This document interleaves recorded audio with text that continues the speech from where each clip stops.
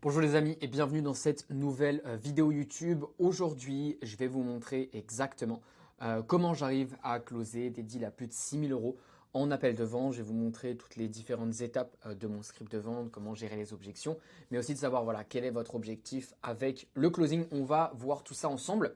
Juste avant ça, pour toutes les personnes qui ne me connaissent pas, moi je m'appelle Gaspard, j'aide les personnes qui veulent lancer leur agence et scaler jusqu'à 5K par mois en 3 mois, ou alors les personnes qui ont déjà une agence mais qui font moins de 10K par mois pour scaler jusqu'à 10K par mois en 3 mois. Si c'est ton cas, tu as le lien dans la bio, tu peux réserver un appel de découverte directement avec moi, c'est totalement gratuit. Le but c'est de savoir où t'en es et voir comment je pourrais t'aider. C'est aussi simple que ça.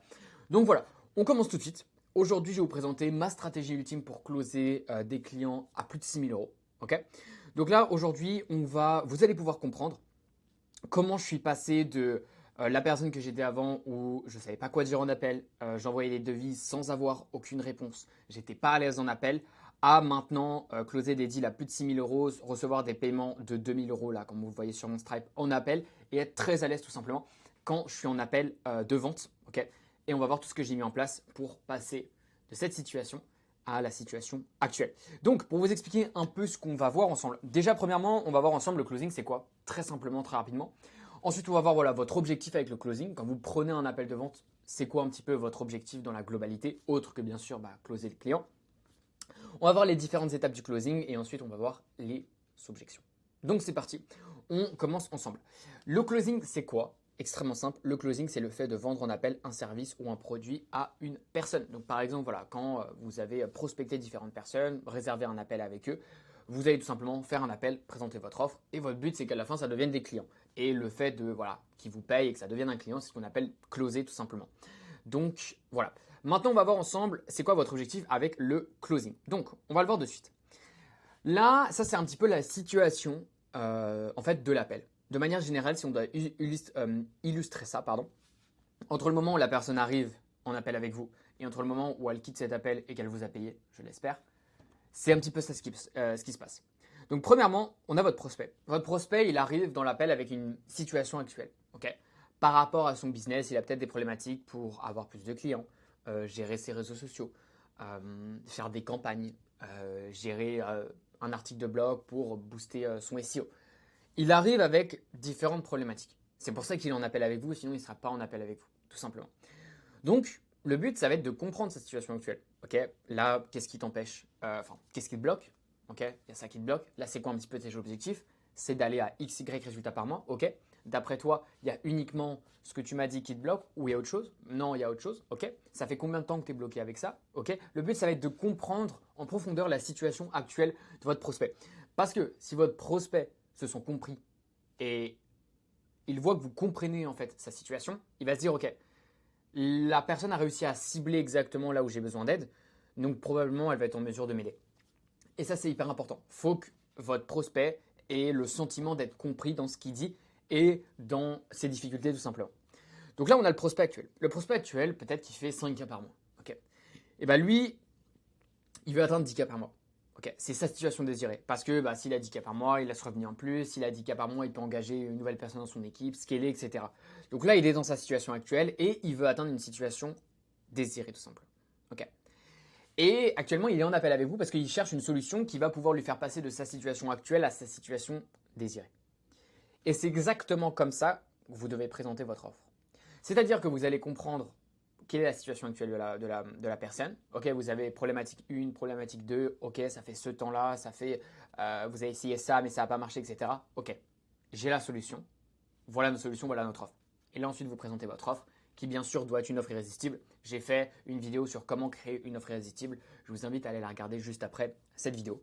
Et le but en fait c'est de faire comprendre à la personne que ce que vous vendez, c'est ce qui va la faire passer de là à là. En fait, il ne faut pas vendre la solution exactement. C'est-à-dire que la personne ne va pas se dire ok trop cool, ils font des ads pour moi. Non. La personne va se dire ok trop cool, ils sont super bons au niveau des ads, donc ils vont pouvoir m'avoir plus de clients, donc je vais pouvoir passer de 5K par mois à 10K par mois. Et c'est ça que la personne, c'est ça que la personne est intéressée, c'est par ça et par rapport à ça qu'elle veut avancer. C'est pas par rapport au fait de juste aller faire des ads parce qu'on lui a dit de faire des ads. Non, c'est parce qu'il y a un objectif derrière. Donc ça c'est votre but avec le closing. Comprendre la situation actuelle de la personne, comprendre sa situation désirée et lui faire comprendre que votre offre, c'est ce qui va le faire passer de sa situation actuelle à sa situation désirée. Donc voilà. Maintenant, on va voir ensemble tout simplement les différentes étapes du closing. Donc c'est parti, je vous ai mis 2-3 exemples tirés directement de mon script. La première chose, c'est l'introduction. L'introduction, ça dure 2 minutes. Le but, c'est OK, hello John, ça va, tu vas bien? Ouais, super, tu viens d'où? OK, je viens de là. OK, super, moi je viens de là, sympa, etc. OK. C'est tout bon pour toi si on commence? Oui. Voilà ce qu'on va faire, John. Première étape, on va discuter un petit peu de là où tu en es. Deuxième étape, mon but, ça va être de poser des questions un peu plus spécifiques pour savoir là où tu veux être. Et ensuite, je te montrerai toute notre solution. Et à la fin de cet appel, tu as juste à me dire si, oui ou non, tu vas avancer avec nous. Aussi simple que ça. L'intro, ça doit être court. Juste un petit friendly chat, un petit chat amical. Ensuite, on dit à la personne, bon, c'est bon pour toi si on commence. On met le premier pas. Le but, c'est vous diriger en fait l'appel et ce qui se passe. Et ensuite, on va expliquer ce qui se passe. Ok, première étape, John, on va discuter de ça. Deuxième étape, John, on va discuter de ça. Ensuite, je vais te présenter exactement notre solution. Et à la fin de cet appel, John, j'ai besoin que tu me donnes une réponse si oui ou non tu es prêt à avancer avec nous. Aussi simple que ça. On introduit tout simplement notre appel. Donc ça, c'est 2-3 minutes max. À la limite, si au début, ok, il vous dit qu'il habite, je sais pas, en Australie, que vous êtes déjà en Australie, ah ok, c'est sympa, machin. C'est pas grave si ça dure un peu plus longtemps. Mais en gros, c'est 2-3 minutes grand max et même des fois, ça dure moins d'1 minute. Ensuite, la deuxième étape, on va comprendre pourquoi il est en appel avec vous et quelle est sa situation actuelle. Donc, situation A. Donc là, en fait, pour résumer, cette partie 2, c'est cette situation. Le but, ça va être de comprendre cette situation. Donc, on plonge dedans direct, on commence. Première question qu'on peut poser, c'est comment tu m'as trouvé et pourquoi tu as décidé de prendre 30-40 minutes pour discuter avec moi aujourd'hui. Donc ça, tout simplement, on va savoir, ok, ça se trouve, John, il est là parce que il a vraiment besoin de trouver une solution. Il a essayé plusieurs personnes, mais ça n'a pas marché. John, il se renseigne juste. John, bref, on va savoir ce que John, il veut. Déjà, premièrement. Et aussi, on va savoir, voilà, John, comment il vous a trouvé. Ça peut être intéressant de votre côté de voir que, voilà, ça se trouve, il y aura des tunnels où il y a beaucoup de gens qui trouveront et qui offront, et qui réserveront pardon, des appels depuis ce tunnel-là. Donc ça, c'est plus pour vous, pour vos insights. Ok. Donc là, on veut savoir un petit peu, voilà, quelles sont les attentions de John pendant cet appel. Ensuite, on peut lui poser des questions du type avec quel type de client travailles-tu et combien il te paye en général. Comme ça, on comprend un peu mieux, voilà, quel est sa cible de client, quelle est sa niche et quel est tout simplement le cash flow qu'il arrive à générer par client. Ok. Et ensuite de comprendre, ok, bah, combien tu fais par mois, John, ok, ça fait combien de temps que tu es à ce chiffre-là, ok, tu penses que c'est pourquoi tu n'as pas avancé, ok, c'est peut-être pour ça, etc. Le but, ça va être de creuser. Là, je vous ai juste mis des questions pour vous expliquer, en fait, et vous illustrer tout ça. Ce qui est le plus important, c'est pas juste de prendre un script, de le copier-coller de quelqu'un et juste l'utiliser. Le plus important, c'est de comprendre les différentes étapes du closing. Parce qu'à partir du moment où vous avez compris le framework, vous pouvez créer n'importe quel script. Alors que si vous prenez un script, si là par exemple je vous avais donné un script juste à copier-coller, vous n'aurez pas forcément compris. Ok? Ou alors sinon, il faut tout simplement que vous suiviez toute l'évolution au fur et à mesure de la création du script pour après que vous ayez un script final que vous comprenez exactement et pas juste un copier-coller. C'est important qu'il y ait cette explication tout simplement. Donc, ensuite, le but, c'est voilà, de continuer à comprendre exactement ce que John a besoin. Donc, présente-moi ton offre en détail comme si j'étais un client potentiel. Donc, ça, c'est vous qui allez dire ça à John. Ok, bah alors moi, du coup, imaginons que tu travailles dans cette industrie. Moi, mon offre, c'est que je te propose de faire X, Y, Z en tant de temps, etc. À ce prix-là, voilà exactement ce qu'on va faire en détail dans le service, voilà notre garantie, etc. Le but, c'est de bien comprendre en fait sa situation actuelle et l'offre tout simplement de John, qui est hyper important à comprendre. Parce que si vous comprenez sa situation actuelle, vous comprenez ses problématiques. Et si vous comprenez ses problématiques, vous allez pouvoir comprendre aussi là où il veut aller. Et tous ces éléments-là vont vous servir pour votre closing au fur et à mesure. Donc voilà, une fois qu'on a compris sa situation actuelle et où et pourquoi il est là, on va passer à la troisième étape, donc parler de ses objectifs et lui faire visualiser sa future situation. Pardon. Donc là, c'est exactement cette étape, situation désirée. Ok. Donc là, on continue. Combien voudrais-tu générer par mois dans X mois? Par exemple, si vous savez que dans vous avez mis un engagement dans votre service ou vous travaillez avec des clients pendant une durée minimale de 3 mois. Ok, John, combien tu voudrais générer là par mois d'ici 3 mois? Ok, j'aimerais bien générer 10K par mois. Ok. D'autres questions que vous pouvez poser, c'est ok, maintenant imagine John que dans 3 mois tu atteins ce montant. Imagine John qu'on a travaillé ensemble et que dans 3 mois tu atteins ce montant. En quoi les choses seraient-elles différentes si je t'aide à atteindre cet objectif? Alors oui, déjà ce serait différent parce que j'aurais ce revenu en plus, je serais plus confortable, je pourrais scaler mon équipe, donc avoir plus de temps, etc. Le but c'est vraiment de comprendre, ok, quels sont ses objectifs, où est-ce qu'il veut aller et de lui faire visualiser, ok, mais si tu atteins cet objectif, pense réellement qu'est-ce que pour elle changement. Et en fait, le but, c'est aussi de faire réfléchir votre prospect. C'est-à-dire qu'elle va se dire, ah ouais, mais c'est vrai que si je dépasse 10K par mois, non seulement j'aurai ce revenu, mais en plus, je pourrais engager quelqu'un d'autre, donc avoir plus de temps avec ma famille, par exemple. Et ça, c'est encore un argument en plus. Ça va être hyper important de bien comprendre les deux situations et de poser plusieurs questions par rapport à tout ça. Surtout, n'hésitez pas, quand vous posez une question, de poser une autre question similaire, mais un peu plus pour aller plus en profondeur. Par exemple, combien tu voudrais générer par mois, John? 10K par mois. Ok. Pourquoi est-ce que tu voudrais 10K par mois? En quoi ça changerait les choses pour toi? Et on va creuser, on va creuser, on va creuser. Et plus vous. En fait, les questions, c'est un petit peu comme un escalier. Plus vous allez profond, plus vous allez avoir les vraies raisons. Parce que les personnes, quand vous les avez en closing, elles vont pas forcément vous dire directement les vraies raisons de leur motivation, pourquoi elles veulent faire ça, pourquoi elles galèrent, etc. Ou vraiment leurs problématiques, parce qu'elles peuvent avoir un peu honte ou autre. Donc c'est hyper important de comprendre tout ça. Une fois qu'on est passé par ces 3 étapes, on va ensuite passer par la 4e étape, comprendre depuis combien de temps il va atteindre ses objectifs et qu'est-ce qui l'empêche de les atteindre. Donc là, si on résume par rapport à la petite présentation, en fait, là, le but, c'est de comprendre, ok, il essaye de passer de là à là. Ça fait combien de temps qu'il est dans cette courbe pour passer de la situation actuelle à sa situation désirée. Donc là, notamment, voilà, on va poser des questions du style, quel est le principal obstacle qui t'empêche d'atteindre cet objectif à l'heure actuelle? Donc quel est, John, voilà, ce qui t'empêche d'atteindre ces 10K par mois?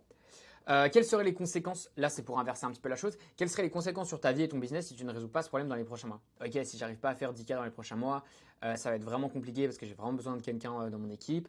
Ça va être vraiment compliqué parce que j'ai besoin de revenus en plus, je dois payer ma maison ou autre. Enfin, ça peut être tout et n'importe quoi. Le but, ça va être de comprendre tout ça. Ok. Et ensuite, depuis combien de temps tu souhaites atteindre l'objectif X par mois qu'on a discuté? Donc là, c'est un petit peu la même question que ça, tout simplement.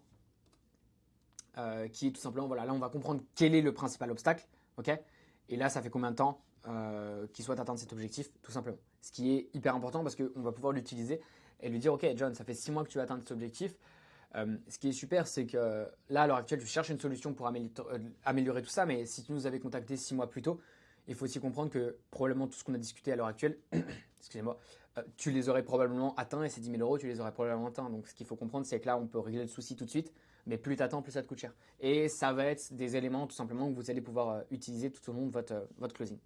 Ensuite, vous allez présenter votre solution, ok? Donc votre offre irrésistible, donc présentation de votre offre sur les slides. Je vous conseille de faire quelque chose de professionnel et quelque chose, voilà, avec un design sympa.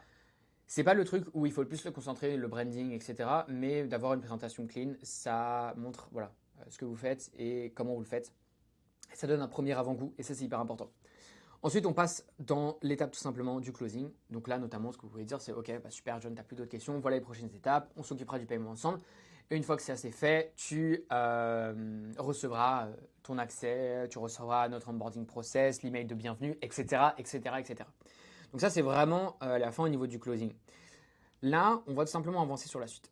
Déjà, premièrement, ce qu'il faut comprendre, c'est qu'à partir du moment où vous êtes dans cette phase de closing tout à la fin, donc vraiment vous avez closé le prospect, et que vous avez dit votre prix, si la personne a des objections, c'est de votre faute. C'est-à-dire que si elle a des objections, il y a deux choses. Soit c'est quelque chose qui n'est pas clair au niveau de votre service, soit c'est le prix n'est pas équivalent à la valeur perçue de votre offre. C'est-à-dire que soit il y a des choses qu'elle n'aura pas compris, du coup elle va se dire ok, je dois y réfléchir parce que si j'attends, je comprendrai peut-être un peu mieux tout ce qu'il m'a dit, etc. Soit c'est purement par rapport au prix et à l'investissement. Dans 80% des temps, il faut pousser les gens à prendre une décision parce qu'ils ne sont pas habitués à prendre des décisions eux-mêmes tout simplement et ils pensent qu'en ayant plus de temps, ça va être plus clair pour eux. Mais en réalité, ils n'auront pas plus d'infos, ils vont juste faire autre chose.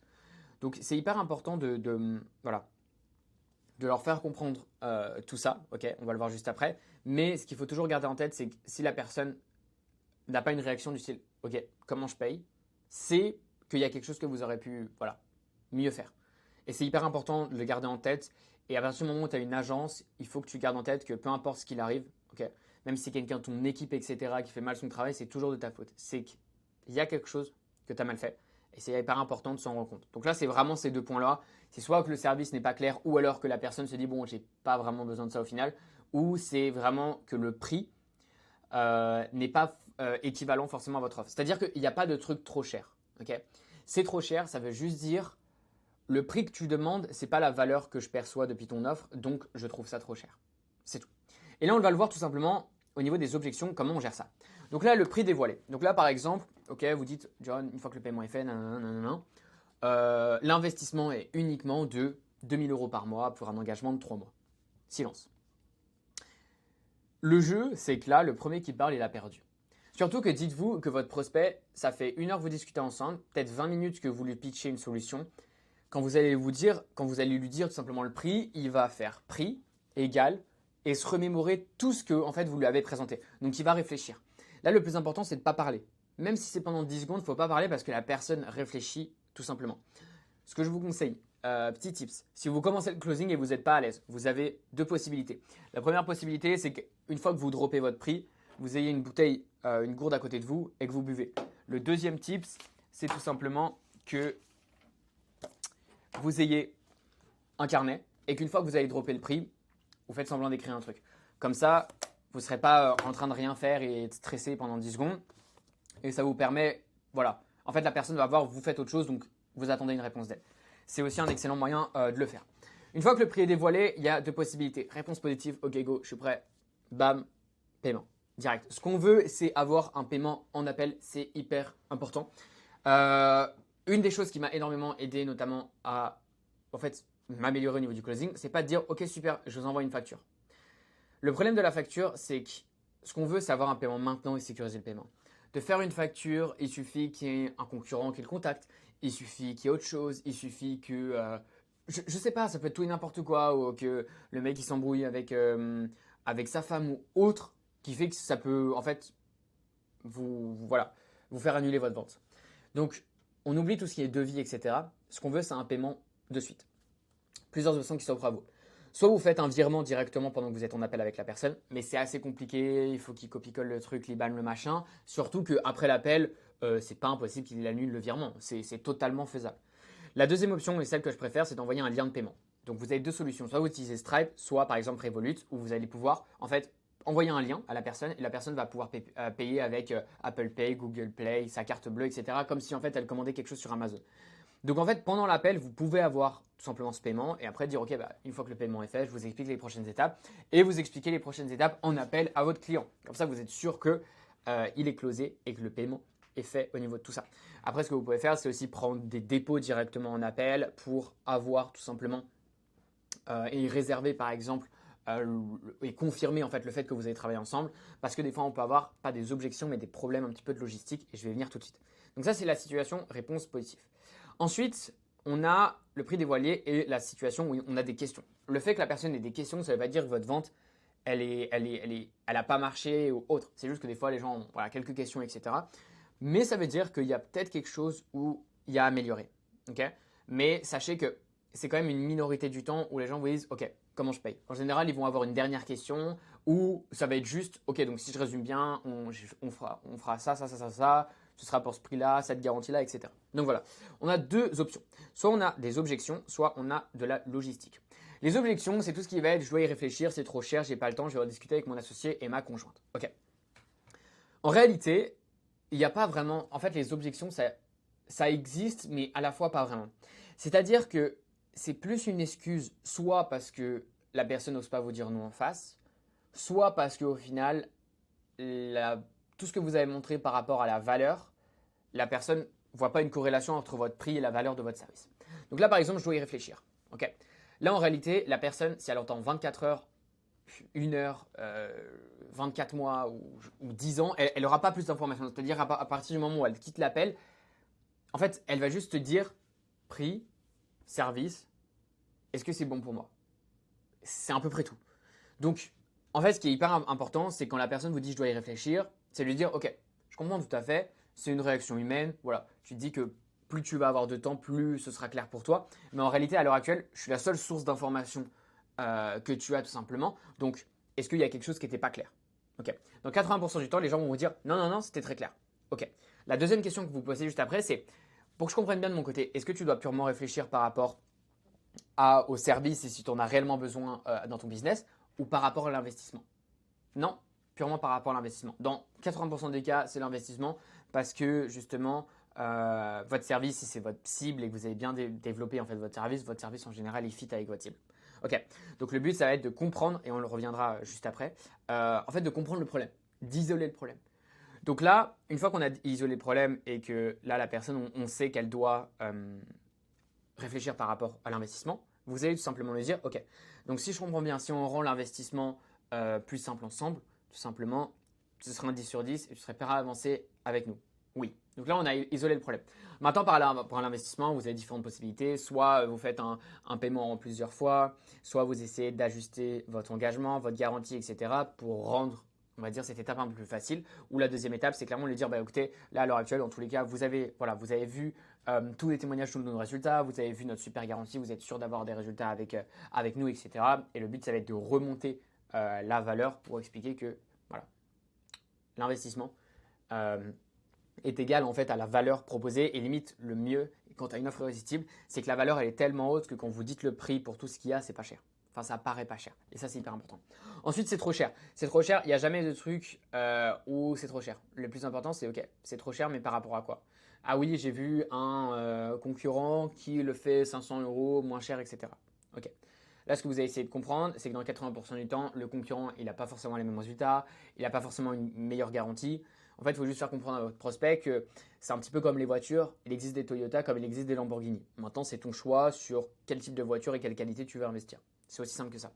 Ensuite, je n'ai pas le temps. Là, dans 80% du temps, pareil, c'est un petit peu une excuse parce que si vous êtes une agence, la majorité d'entre vous faites du done for you, c'est-à-dire que vous allez faire un service à la place de la personne. Donc, elle n'aura rien à gérer. Tout est fait pour elle. Donc le but, c'est de lui rappeler tout ça. S'il y a du done with you, du done it yourself, dans ces cas-là, donc c'est-à-dire soit vous accompagnez une personne à le faire, soit elle doit le faire toute seule. Ok. Ce que je vous conseille, c'est d'avoir un petit peu une ordre d'idée du nombre d'heures que vous favorisez par jour, etc. Et si par exemple c'est 1 à 2 heures par jour qu'elle doit y mettre de travail, tout le monde a 1 à 2 heures par jour. Si tout le monde regarde son temps d'écran, il y a au moins 1 à 2 heures. Donc c'est un peu voilà une fausse objection. En fait, il n'y a pas vraiment d'objection.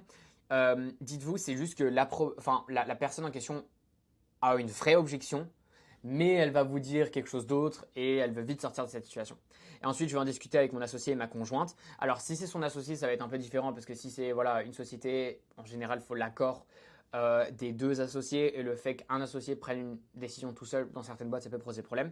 Mais par exemple, je vais discuter avec ma conjointe. Le but, c'est de dire, OK, là, à l'heure actuelle, John, si tout simplement votre conjointe, elle savait qu'il y avait une solution où vous êtes sûr d'avoir des résultats grâce à une garantie qui vous promet d'avoir ce genre de résultats et qui va vous aider à doubler votre revenu avec votre business et vous permettre tout simplement de pouvoir avoir plus de temps parce que vous allez recruter quelqu'un dans votre équipe, donc passer plus de temps avec votre femme, est-ce que vous pensez que votre femme va dire non? Non. Ok, bah parfait, go, on avance John. Ou alors sinon, ça va être, ok là John, je vais vous poser une question très claire. Si alors d'aujourd'hui votre femme vous dit non et que ça vous empêche de scaler dans votre business, est-ce que vous allez quand même le faire ou si elle vous dit non, vous n'allez pas avancer? Non, dans tous les cas, je le ferai. Ok, bah go, on est prêt à avancer. En fait, le but, c'est juste de faire comprendre que dans tous les cas, sa femme, elle sera pour. Ou alors que si elle est opposée, dans tous les cas, lui, il le fera. Donc autant avancer tout de suite. Mais ça, encore, l'associé, c'est un petit peu différent. Mais tout ce qui est ma conjointe, c'est pareil. En réalité, ça se trouve qu'elle n'aura pas vraiment besoin de son accord au niveau de tout ça. La deuxième option, c'est tout ce qui est logistique. Donc par exemple, je peux commencer que dans un mois, j'attends un paiement d'un client pour financer l'investissement, etc. Le plus important, quand c'est du logistique, c'est que la personne est prête à avancer. Et des fois, il faut creuser. C'est-à-dire qu'on ne vous dit pas tout de suite, ah oui, mais en fait, je suis vraiment chaud, mais là, par exemple, je ne peux pas faire le paiement tout de suite parce que X ou Y, voilà, raison. Ça va juste être en mode, ok, je te tiens au courant. Donc, il faut creuser. C'est hyper important et déterminer si c'était une objection du logistique. Par exemple, je peux commencer que dans un mois. Exemple tout bête, là, la personne, je ne sais pas, elle part en séminaire pendant un mois, etc. Elle ne peut pas commencer tout de suite. Ok, pas de problème, John. Ce que je te propose à l'heure d'aujourd'hui, c'est que John, on fasse le premier paiement du premier mois pour qu'on travaille ensemble. Comme ça, nous, de notre côté, ça nous laisse un mois tout simplement pour préparer tout ça. Donc, tu as un mois de travail gratuit. Et comme ça, dès que tu reviens de ton séminaire, on a tout prêt et on lance tout. Est-ce que c'est bon pour toi? Donc là, c'est juste en fait faire le premier paiement, mais en avance, tout simplement. Et ça vous permet de sécuriser tout ça. Après, vous avez d'autres possibilités. Donc, je peux commencer que dans un mois. Ça peut être, ok, super John. Là, de notre côté, nous, les places sont limitées, etc. Et je ne pourrais pas garder votre place pendant un mois. Ce que je vous propose, c'est qu'on fasse un premier paiement, par exemple, de 1 000 euros sur les 2 000 euros pour que je sécurise votre place. Et ensuite, dès que vous êtes prêt à commencer, on fait le reste du paiement et on commence ensemble. Comme ça, vous avez sécurisé votre place et vous avez un premier dépôt qui engage la personne à travailler avec vous. Ensuite, j'attends un paiement d'un client pour financer l'investissement ou, par exemple, oui, mais j'ai l'argent sur un autre compte, etc. Pareil. Ce que vous pouvez proposer à la personne, c'est de faire un premier dépôt, okay, de payer une première partie. Comme ça, vous êtes sûr voilà, des deux côtés que vous allez travailler ensemble et ensuite s'occuper du reste. Par exemple, j'attends un paiement d'un client, pas de souci. Le client il va vous payer la semaine prochaine. Ok, ce que je vous propose, on fait un premier paiement aujourd'hui, on s'occupe du reste la semaine prochaine. Comme ça vous permet de ne pas perdre un client et surtout, c'est juste de la logistique. Donc c'est juste de l'organisation et d'adapter tout ça. Mais sinon, la personne est prête. Donc là, du coup, le but, ça va être, voilà, comme je vous l'ai expliqué, de trouver la source de l'objection, de régler l'élément de friction. Donc là, est-ce que la source de l'objection, ça va être objection logistique. Ensuite, je dois y réfléchir. Ok, service ou prix? Prix, ok. Donc là, on a trouvé l'objection, ok. Et ensuite, on a réglé l'élément de friction. Ok, on a déterminé que c'était le prix, ok. Là, au niveau du prix, dans tous les cas, on fera qu'un paiement de ça aujourd'hui. Ensuite, on étale le paiement. Aujourd'hui, moi, ce que je vous proposais, c'est qu'à la limite, on fait un mois de moins d'engagement. Ok, alors à l'heure actuelle, ce que je vous proposais, et après, vous avez différents montages que vous pouvez faire au niveau de tout ça. Et à la fin, on va chercher le paiement. Très important. Peu importe les réponses que vous avez, ok, que ce soit là ou là, on va toujours chercher un paiement. Ce qu'on veut à la fin de l'appel, c'est soit un non, et vous verrez que c'est très très rare que les gens vous disent non, soit un oui avec un paiement. On ne veut pas juste un oui, etc. Parce que j'en ai eu plein des personnes qui m'ont dit ouais, on va travailler ensemble, oui, oui, oui, et qui m'ont jamais payé. Ensuite, ce qu'on veut à la dernière option, c'est soit un non, soit un oui et un paiement, soit on replanifie un appel. Si vraiment, par exemple, la personne doit parler à son associé pour prendre une décision, vous replanifiez un appel, mais maximum 48 à 72 heures après. Déjà, à partir du moment où vous replanifiez un appel, 70% du temps, c'est mort. Mais ça vous laisse une ouverture, tout simplement. Et c'est ce qu'on veut. Okay, au minimum, vous planifiez un appel. Au mieux, vous, tout simplement, avez un oui et un paiement. Ou soit vous avez un non. Mais c'est les trois seules choses qu'on va chercher. On ne va pas chercher de OK, on s'y est en courant. OK, je t'envoie un devis, tu me payes. OK, non. Non, ça ne marche pas. Et de votre côté, rien qu'en mettant ça en place, vous allez voir d'énormes différences au niveau de tout ça. Maintenant, pour toutes les personnes qui veulent lancer leur agence ou qui ont déjà une agence et qui veulent scaler à 5, 10 cas par mois dans les 3 prochains mois, ce que je vous invite à faire, très simple, réservez un appel gratuit dans la description. Ça ne vous engage à rien, c'est un appel de découverte. On va discuter de tout ça ensemble. Comment je peux vous aider soit à lancer votre agence, soit à la développer et à mettre énormément de choses en place pour pouvoir la scaler. Et puis voilà, après, libre à vous ou pas d'avancer avec nous. Dans tous les cas, le but de cet appel, c'est de vous aider et c'est totalement gratuit. Sur ce, n'hésitez pas à me faire des retours sur cette vidéo. Je suis preneur pour n'importe quelle idée ou élément que vous voulez que je revoie. Et puis, likez, abonnez-vous, activez les notifications, etc. Et puis, on se retrouve tout simplement dans la prochaine vidéo dimanche prochain.